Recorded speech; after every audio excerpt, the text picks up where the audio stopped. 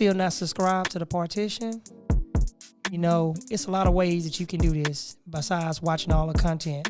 But before we start, always remember, go to the channels link. Every show that we have, you can always see every show before everybody else see the show.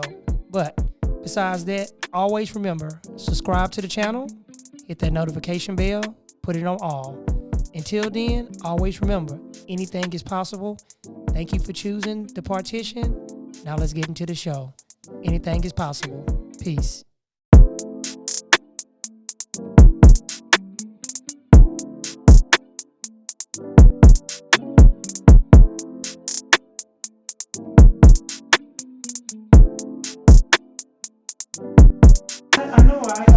She worked at the club I used to work at. Porn, some people could clock in. And you know, money is money. See, that made it easy, man. My fans know who I am. My son got me this with my dad, so I can always have him with me whenever I do the show. Hold on, wait. I want to laugh.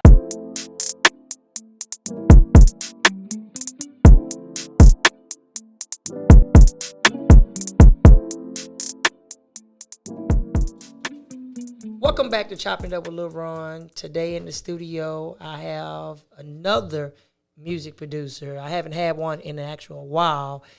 This producer does everything. He's the ultimate entrepreneur out of Houston doing a lot of work. I want you guys to welcome the one and only Mr. Kapital. Appreciate it, man. Thank you for having me. Oh man, you know I had to get you on the show, man, because Mikhail Rose spoke so highly of you and your work and what you do, and it's hard to try to find people that's laid back and that has a nice vibe and a nice air about them like you do. Yeah. Now, everybody come on the show. I do them all the same. Kind of introduce yourself to my fans, the ones that don't know you and the ones that don't know you, because your fans, they already know who you are. Yeah. So kind of tell us a little rundown about who you are, and we can go from there. Okay, so once again, I'm Kapital, Sir Kapital. Okay, Sir Kapital. Yeah, you know, and you know, I put the Sir there as a title, you know. Okay. Like Sir Charles, you know. Hey, yeah, I know about Sir Charles. Man. You know what I'm saying? So yeah, it's just it's a demeanor to carry myself with, like more grown men with the music than just out here rapping about anything anyhow. That's right. That's right. Yeah. So I'm an MC first. Okay. I'm an artist second. Okay. I am an engineer third, and I'm a producer fourth. Man, I like that. Yeah. It's an art. Like, man, I'm this, I'm that, yeah. I'm this, but don't get it twisted. I can do that. Yeah, yeah. And I put it like that because I'm all hip hop. I'm all about my bars, but I like the substance and the art with it too. Mm-hmm. Yeah. You know, music has changed over the years. It's not the same. You said bars. Yeah. And it made me think, a lot of people think that they can drop a verse and they think it's like, well, man, I got about 4 or 5 bars. And you're like, no, you got a lot of, you need to go back in there and you need to do it. They just think you get in there and get on the track and sometimes I don't even know what they be saying sometimes, but I guess that this is how the new people are. But the people like Common.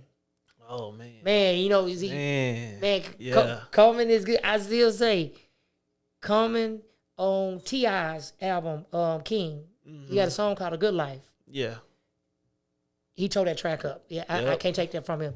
Speaking of bars, Eminem, JayZ, Renegade. Ooh. Hey man, I don't. They can say everything they want. They can call him the white boy. I ain't gonna call him that. His name is Eminem, man. He ate him up on the track, man. I don't care what I mean. JayZ is a good rapper. Don't get me wrong. Respectively, bars, man. But yeah, you got to get that to Eminem. Yes, I mean he definitely came with it. JayZ definitely did his thing, but it's just something like Eminem's a different. It's like almost another tier, but not too far from JayZ. But it's like this is another level. He's good, man. On how to do it. Yes, man. Yeah. He's real good, man. And you know the ones that you least suspect be the ones that make the most damage. But they don't too much actually make a lot of records and a lot of noise. They just sit back and they just actually doing it. Yeah. Now you said that you also do a lot of you do engineering too as well. You know, that's the last thing. The engineering people, y'all have it bad because y'all have to put up with the people that don't want to listen when you tell them you too loud. You got to bring it down. Hey, man, we got to go back. You record this. I don't like your vocals. Let's go back and redo it again. They just get mad and upset, man. They feel like, oh, man, I don't see nothing wrong with it, man. I did this. I don't want to do no ad-libs. I don't want to do none of that stuff. How do you handle that stuff? Man, there's several ways. All right, so are you familiar with Guru? He's JayZ's engineer. My favorite. Guru, he always talk about him on majority of half of his songs. Yeah, he's my favorite engineer, and I follow a lot of his teachings behind engineering too. And one of the things he says is like, when an artist comes to an engineer, it's like a barber. You go to the barber because he's the best at what he does, but you tell him how to cut your hair. And it's kind of the same thing. It's like, you come to me because my sound is good, but you telling me how you want your sound to be. So I definitely remove my, perspective or my well-knowing of engineering and just try to accommodate what they want. And then I put in, okay, now let me tighten this up for you. Got you. So it's, I guess, the best of both. Both worlds. So basically, you just, hey, look, what I'm going to do is you tell me what you want. I'm going to grab your hand, and I'm going to assist you. I'm going to take you where you're trying to be, but I'm going to show you where you need to go. Exactly. And some people, they don't know that. Some people, a person with an open mind that want it will understand that. And you also got the ones, you tell them, no matter what you tell them, they're not trying to hear you. Like, look, man, this is the way it need to be. Man, I want my stuff like this, but I'm trying to show you how to get over here. You're trying to stay back here. Yeah. If you want to come from over here, let me at least bring you here so I can manifest you and bring you and pull you all the way right here. You can't get that stuff like Kendrick Lamar and the rest of the people if you think small. You got to think internationally. Some people don't. And a lot of times, rappers, we have egos. So a lot of times we're in our own heads. I'll tell the artist 100 times, hey, make sure you're in front of the mic. And they're still bobbing and dancing all over the place. I go through that all the time. I tell them, I say, hey, man, you got it. Whenever you're talking, you have to talk into the mic because the mic is where they need to hear you. They can't hear you if you all off over there, man. They don't know what's actually going on, and they wonder why it don't come out. Well, I can't do it right like that. Do you ever have to deal with people coming in the studio, gotta smoke a blunt, gotta have, some people, they do that. I gotta stay high just to do this, man. Only way I'm gonna get it to come out, man, I gotta be hot, man. This is it. Do you let them smoke around your mic? Some mics can't be smoked around because they'll mess up your mic. Yeah. Nah. You can smoke outside. Okay. Smoke before you get here because the time is still on. Time is money. Yeah. Because if you smoking on the clock, if you do 9 to 11, you come in and tell me you smoking, all right, that 20 minutes you took is part of that time. And you know something, and that's good. Some people think, I paid you for 3 hours. I had to go outside for about 15, 20 minutes because I had a phone call from one of my baby mamas. So, man, that ain't part of the time. My brother, your session was at 9 o'clock. It ends at 11 o'clock. You spent an hour and a half talking to Keisha. That ain't my problem, bro. Yeah. If you want to purchase another block of time, you're more than welcome to purchase the block of time. Do you ever have to worry about people coming to you, telling you that they want you to record a special track for them, and telling you they want the rights to the music and they don't want to share it with you? Because some people, they do that. They want a track and feel like, okay, I did the track, but why I got to share it with you? Because some people, they feel that way. They think because they jump on the track, or do they come with a track from YouTube? Now, some people come with YouTube tracks. A lot of times that's the case. I guess if that's the outside of your first example, it'll be like if I produced it if I produced that's not something I encounter a lot because they already pay me. Okay. You provide your own beat, you paid me for the session, the song is yours. Gotcha. Whatever you do with it and you promote it has nothing to do with me. Yeah. Now, if you don't pay for the session, or if you don't pay for it, you ain't leaving with the song. It's in the agreement that unpaid sessions or whatever, it belongs to the studio until paid for. So I'll keep it. Gotcha. Have you ever had to keep songs that people didn't want to pay for, or somebody just say, hey man, can you cut me a deal, bro? I'm short such and such dollars, man. Can you let me catch you on Friday? A couple times. I never done nothing with them. I didn't like the songs, but got you. I could have. I'm going ASCAP and register it, and they'll learn. But it's like, you didn't pay, you don't get it. Moving on. You're right. And in your field of music and what you actually do you ever find yourself getting somebody that coming in the studio wanting you to give them a track like a Dr. Dre track or like a Timbaland track? Hey man, I want this beat, but I want it like Timbaland on this track, and I want to have this from Aaliyah. Put this on the track like that. Do you ever have to like deal with people like that? Yeah, I had this one lady. She booked a 2-hour session, and then she went on YouTube, pulled up a beat, and then was like, "I want a beat like this," and I said, "Okay.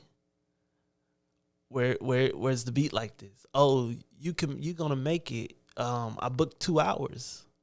Oh, so you wanted me to produce for the 2 hours that you booked? No, that's for recording sessions."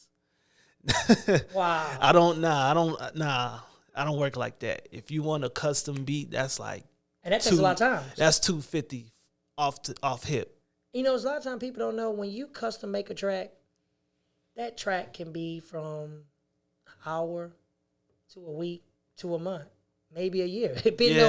And some people don't understand that. They think, oh man, I want this beat. Don't work like that, man, because you have to make sure, because you can't copy the beat to the T. Mm-hmm. You have to change it, and it can't be the same. And then you only allowed to do certain much with that beat for the person won't try to come back and sue you, saying that you took their beat and you're trying to turn back around and use their stuff. So it's a lot of stuff that's involved with that. Have you produced any songs for any popular artists anywhere in the world, or either out of Houston or anything? Nah, not necessarily.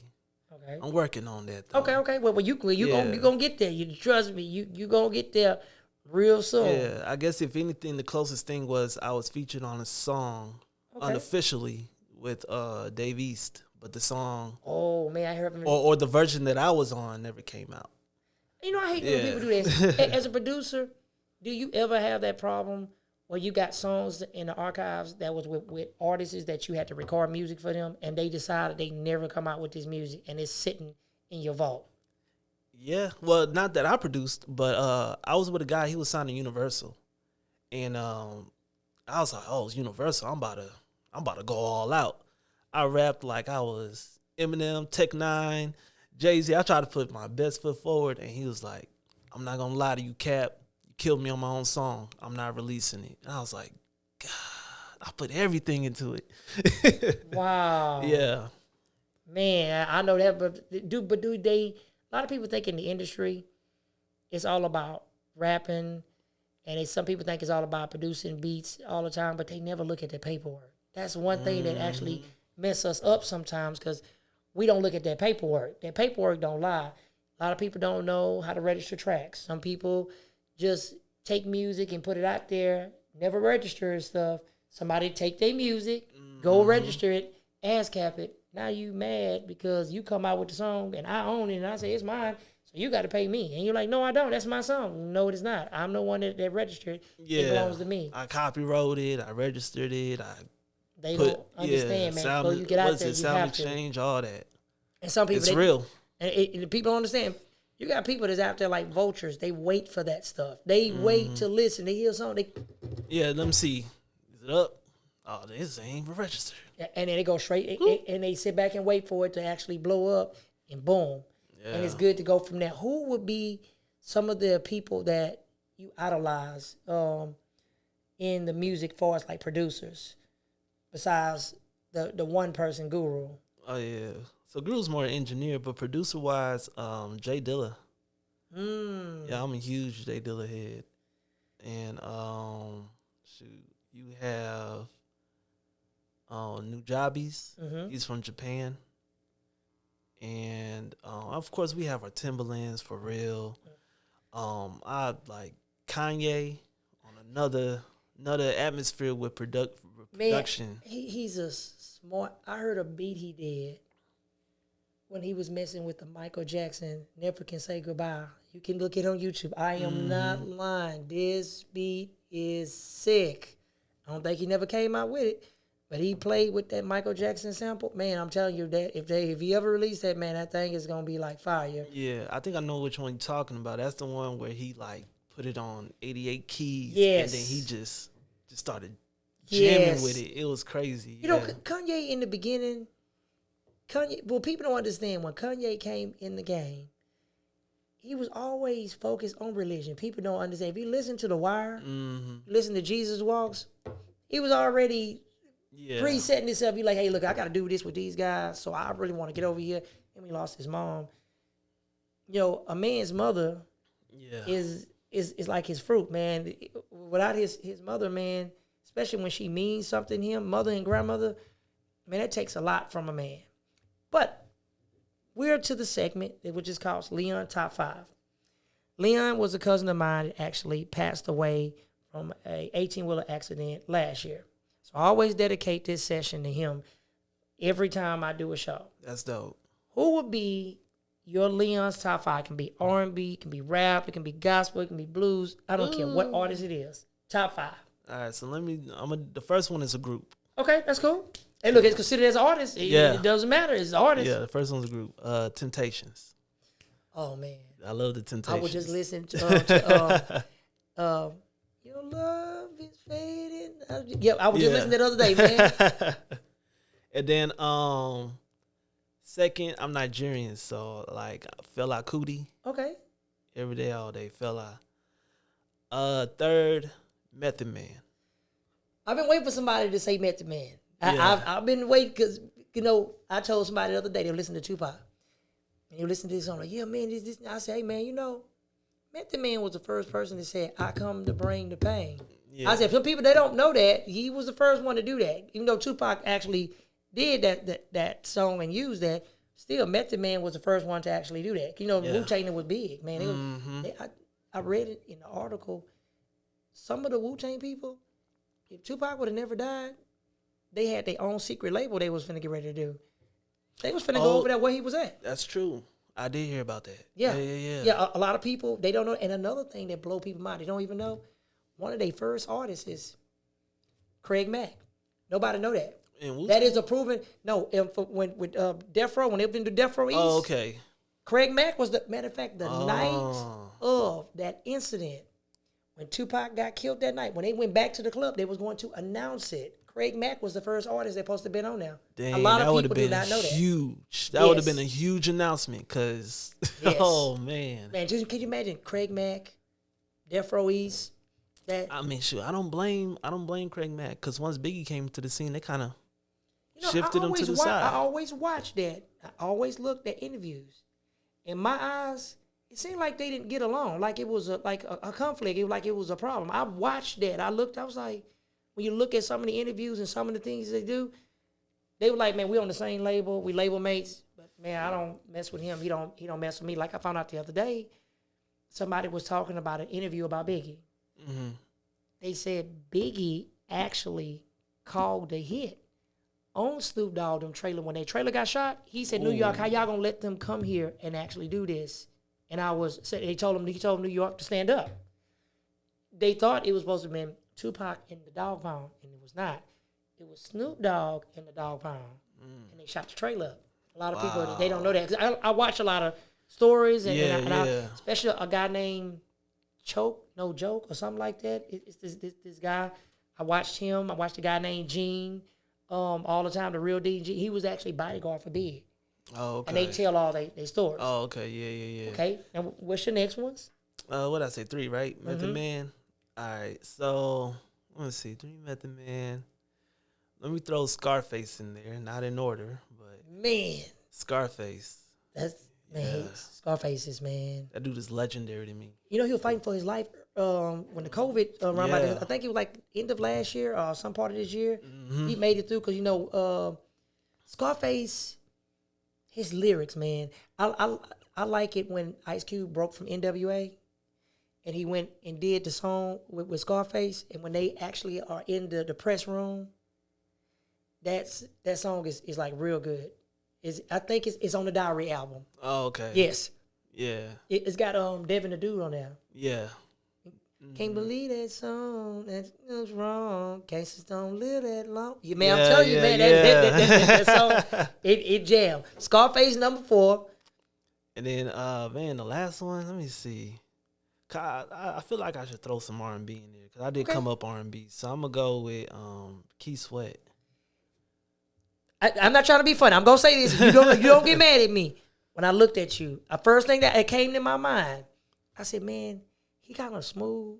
Give like a Key Sweat type of vibe. I was gonna say that. I was gonna say, man, he gives a Key Sweat type of vibe. Like he kind of laid back. Yeah. He got that swagger. I was going to say that at first. I really was going to actually say that. I was like, well, man, now he may be like, no, I don't really get that. But I was like, well, let me wait. Let me see. But I was going to say that before you left here. Wow. Key Sweat is actually good, man. I like the verses with him and Bobby Brown. That was a good verse. I didn't even get to see it, but I need to. It's good. I like it. Key, he still sound the same. You know, Bobby over the years, you know, he lost his ex-wife. Rest her soul, he lost his he lost his daughter, man. And that actually just, it takes a lot from a person. And, you know, I think he had a stroke, if I'm not mistaken. I didn't hear about a stroke, but I know Bobby Brown, man, his story is like, it's definitely something that has taken its toll over the years. And, I mean, just to see him today. Yes. Still having this light in him and still going, it's like really dope. I like how BET did the story. I think he still got stuff going on right now. Like he got new deals and I think a reality show coming and like so the fact that he's still active, like legendary and still to a point relevant, incredible. Okay, how can the people find you? All right, so I am on Instagram. That's the best way to reach me. Okay. Sir Kapital 2.0. That's SirKapital 2.0. I definitely enjoyed you on my show, and any guests that come here, I always tell them, man, I'm going to bring my guests back. Because like I say, people, your fans and my fans, they going to talk about this. Now, people may ask me this question off the record, so I'm going to ask you while we on camera. Okay. Do your sessions that you book on your Instagram, can they go there to book sessions, or you have a special website for them to book sessions for any type of studio time? Yeah, so I do have another Instagram. It's Icon Studio Suite. That's the name of my studio.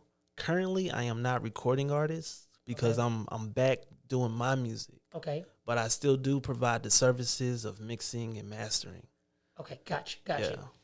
Don't hit the man inbox. Ask him, can he give you some studio time for $20? People will do that, man. They'll say, can I get it for $20, man? Can you do it for $50? Oh, I charge more now. You know, I tell people when people ask, man, why do you charge so much? I got a good scenario. You pay me for my education. Mm-hmm. That's knowledge that you pay me for. When I cut that track for you and I mix and master that, that's my education. Doesn't matter how I got it. That's my education. You pay me for my talent. You're not paying me for skill. You pay me for my talent. Yeah. So if you go down to McDonald's and you go buy a hamburger, a Big Mac, you paying $7. You paying for that Big Mac. You paying for that name. You're not paying for a Whataburger Jr. You're paying for a Big Mac. So other than that, I always remember, until next time, anything is possible. Thank you guys for choosing Chopping Up with Lil Ron. Until next time, we out. Peace.